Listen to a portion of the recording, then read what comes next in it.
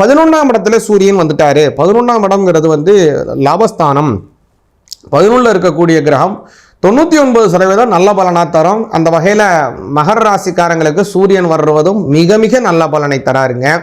பொருளாதார வளர்ச்சிகளை கொடுக்குறாரு. அதில் நல்லா கவனிச்சிங்க அப்படின்னா குரு பகவானை சொல்லணும். குரு பகவான் மகர ராசிக்கு 7ஆம் இடத்துல இருக்காரு. அதை சொன்னேன் இல்லைங்களா?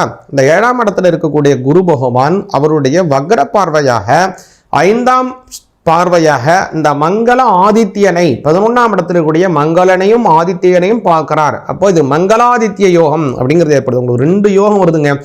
நீச்சபங்க ராஜயோகம் உற்பகுதி, பிற்பகுதியில் மங்களாதித்ய யோகம் அப்படின்னு 2 யோகம் இருக்கு. சுவாமி 2 யோகம்லாம் இருக்கட்டும், எனக்கு என்ன கிடைக்கும் அப்படின்னு நீங்கள் நினைக்கலாம். உங்களுக்கு என்ன கிடைக்கும் அப்படின்னு கேட்டீங்க அப்படின்னா, இந்த மகர ராசிக்காரங்களுக்கு இந்த பலன் மூலமாக உங்களுடைய வேலை வாய்ப்புகள் பிரகாசமாக இருக்கும். வேலை செய்கிறவங்களுக்கு மனசு திருப்தி